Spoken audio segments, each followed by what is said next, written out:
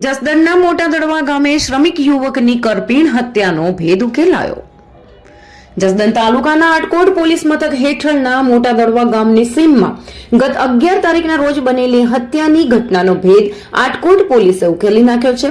વાડીમાં ભાગ્યા તરીકે કામ કરતા મૂળ મધ્યપ્રદેશના મહેશ વસુનિયા નામના યુવકની તેની જ પ્રેમિકા રેશમાએ પૂર્વ પતિ અને તેના ભાણેજ સાથે મળીને ત્રિકમ અને પથ્થરના ઘા ચીકીને ક્રૂરતાપૂર્વક હત્યા કરી હોવાનું સામે આવ્યું છે.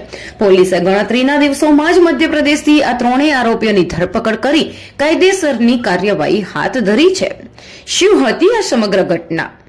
મૃતક મહેશ વસુનિયા 5 સંતાનોના પિતા હોવા છતાં છેલ્લા 2 વર્ષથી પત્નીને છોડીને પ્રેમિકા રેશમા સાથે રહેતો હતો. છેલ્લા 6 મહિનાથી તેઓ મોટા દડવા ગામના ગિરીશભાઈ પારગીની વાડીમાં ભાગે ખેતી કરી ગુજરાન ચલાવતા હતા.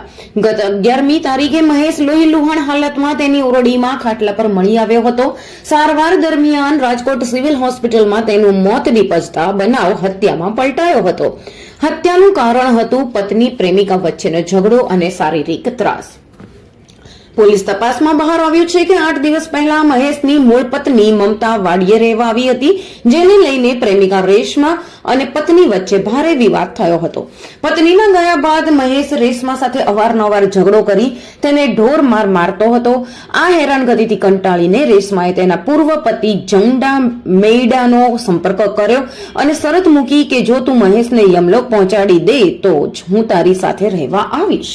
આ રીતે બનાવને અંજામ આપવામાં આવ્યો હતો. પત્નીની શરત માન્ય રાખી પૂર્વ પતિ જંડા મૈડા અને તેનો ભાણેજ દિલીપ મીણા એમપી થી મોટા દડવા આવ્યા હતા. રાત્રિના સમયે જ્યારે મહેશ સૂતો હતો ત્યારે રેશમા, જંડા અને દિલીપે એક સંપ થઈને ત્રિકમ ઈંટ અને પથ્થર વડે તેના માથાના ભાગે જીવલેણ હુમલો કર્યો હતો. મહેશ મરી ગયો છે તેમ સમજી ત્રણેય આરોપીઓ ઓરડીની બહાર સાકર માળી અને મધ્યપ્રદેશ ફરાર થઈ ગયા હતા. આટકોટ પોલીસે એમપીમાં ફિલ્મી ઢબે ઓપરેશન પાર પાડી અને આ ત્રણેય આરોપીની ધરપકડ કરી છે.